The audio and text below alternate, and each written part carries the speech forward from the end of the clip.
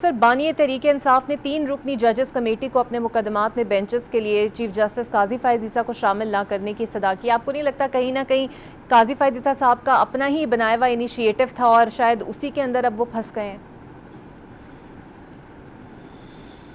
देखिए, जो होता है ना, ये जो फौरी रिएक्शंस होते हैं पार्टियों के या हमारे या अफराद के, जजेस के बारे में, जर्नल्स के बारे में, पॉलिटिशियंस के बारे में, ये मेरा ख्याल है कि फौरी ये इनका जो रद्द अमल है, ज़रूरी नहीं कि तारीख़ में इनका वही रद्द अमल सही साबित हो। तो अभी देखना चाहिए। काजी फायज़ ईसा साहब से मुझे शदीद इख्तलाफ हुआ जब उन्होंने पीटीआई से सिंबल वापस लिया, मैंने लिख के उसका इजहार भी किया।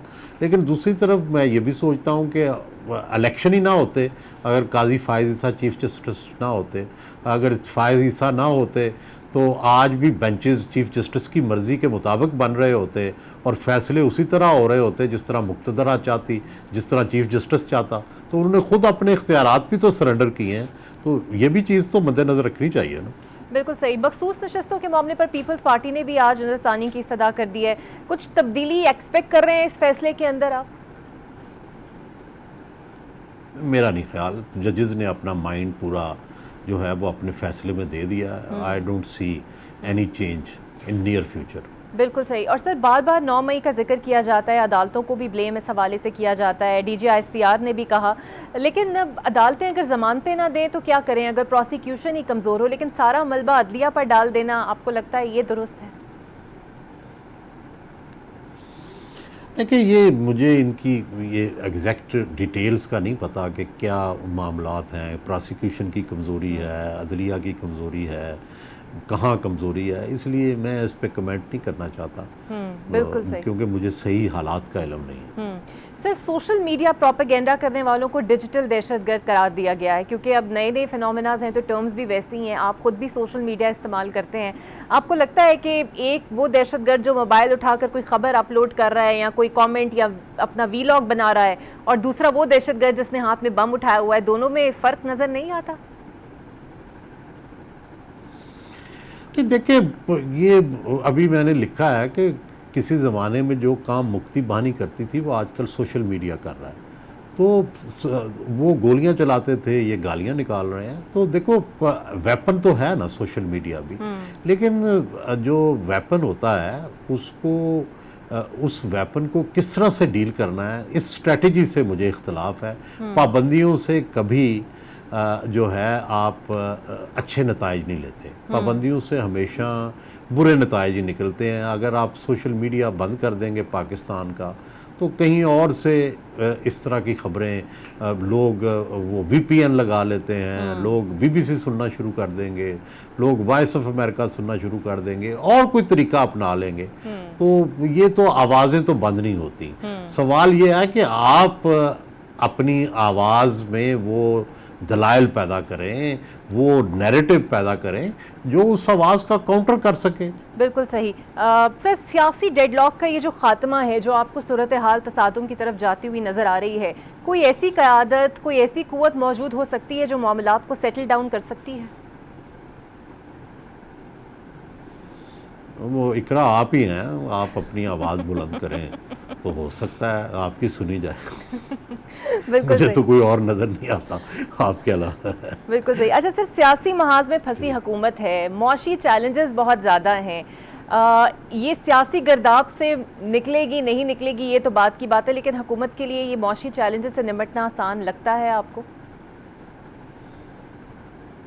नहीं, ज़ाहिर है पाकिस्तान की रियासत ही पूरी मुश्किल में है। हमारे ख़र्चे ज़्यादा हैं, हमारी आमदन कम है, कर्ज़े हैं, तो इस सारी चीज़ से और कोई इन्वेस्टमेंट हमें दे नहीं रहा। तो इस सारी सूरत हाल में ज़ाहिर है परेशानी तो है। कैसे निकलेंगे, क्या हमारे पास जादू की छड़ी होगी, अभी तो कुछ नज़र नहीं आ रहा। फ़िलहाल तो कोई मरकी किस्म की पोजीशन है और कोई ऑप्टिमिस्टिक अभी कोई चीज़ नज़र नहीं आ रही।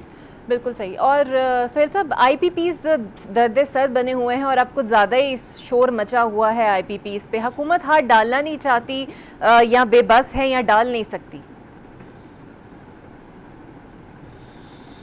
देखिए, मेरा ख्याल है कि इस वक्त आम बंदों का सबसे बड़ा प्रॉब्लम जो है ना, ये महंगी बिजली है। और मैं बड़ा हैरान हुआ हूँ कि बजट के अंदर आईपीपीज़ के बारे में और महंगी बिजली के बारे में ना कोई नुस्खा बताया गया है, ना कोई वादा किया गया है, ना सोलर के बारे में अभी तक कोई पॉलिसी बनाई गई है, ना आईपीपीज़ के बारे में बताया गया है कि इनको कैसे टैकल करना है या क्या इसी तरह बिजली महंगी होती रहेगी। तो बड़ी ये परेशानी की बात है। हम लोग जो निस्बतन मिडिल क्लास या अपर मिडिल क्लास से तलकते हैं, हमारे लिए ये बहुत बड़ा बोझ बन गया है। और गरीब आदमी जो है उसके लिए कितना बोझ होगा। मैंने खुद सोलर लगवाया हुआ है और मेरी ज़ीरो इलेक्ट्रिसिटी के चार्जेस आ रहे हैं जो मैं वापटा से ले रहा हूँ। लेकिन इसके बावजूद मैं 40,000 50,000 के टैक्सेस भर रहा हूँ without using 1 unit of the LESCO electricity. आप इससे आप अंदाज़ा लगा लें कि अगर मैं कुछ यूनिट इस्तेमाल कर रहा होता तो मेरा क्या हाल होता।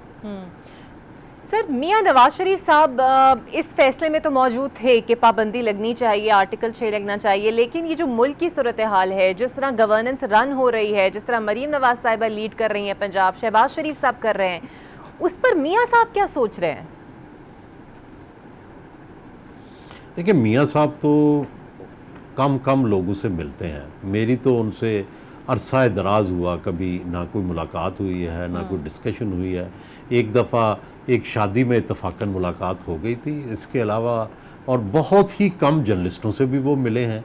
तो इसलिए उनके अंदर के ख़यालात जानना तो इस वक्त मुश्किल है। यही तो इस वक्त प्रॉब्लम है कि जो सारा गवर्नमेंट का सेटअप है और सारी जो इस्टेब्लिशमेंट है, ये किसी से मिलता ही नहीं है। ना किसी आज तक ना मीडिया से इंटरेक्शन करते हैं, ना नवाज शरीफ मीडिया से इंटरेक्शन करते हैं।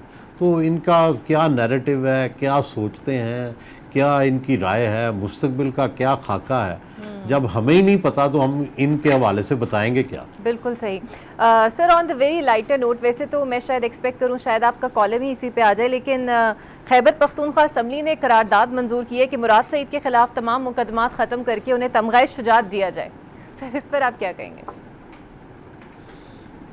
वो देखिए, मेरा ख्याल है कि वो ज़ाहिर है अब इजहार हमदर्दी करना चाहते थे, उसका हौसला बढ़ाना चाहते थे।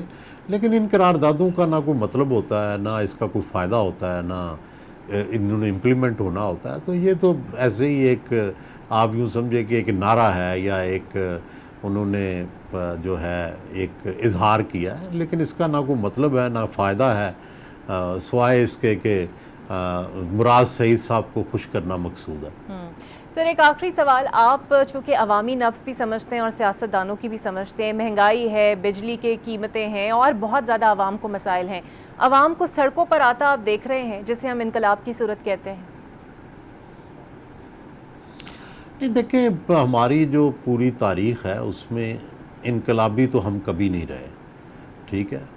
लेकिन ज़ाहिर है इनकलाब कोई बता के तो नहीं आया करते, इनकलाब आ जाते होते हैं। लेकिन बेहतर यही है कि हम उस तरफ ना जाएं जहाँ भी इनकलाब आए हैं वहाँ खून बहा है, चाहे वो रूस हो, चाहे फ्रांस हो, चाहे और भी दुनिया की जहाँ भी ईरान हो, तो खून फिर बहुत बहता है। तो उसकी बजाय हमारे पास कॉन्स्टिट्यूशन है, हमारे पास डेमोक्रेसी है, हमारे पास एक सिस्टम है जो 100-150 साल से चल रहा है, 75 साल से पाकिस्तान में चल रहा है।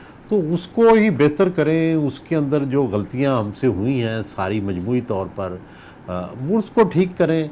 तो और आवाम के पे फोकस करें, फलाही रियासत बनाएं, तो सब ठीक हो जाएगा, सब मुतमईन हो जाएंगे। दुनिया सारी दुनिया जो है उसके अंदर अगर लोग आराम से रह रहे हैं और अब कोई इनकलाब कहीं भी दुनिया में नहीं आ रहा, तो फिर हम क्यों इनकलाब लाएंगे अगर हमारे मामलात ठीक हो जाए।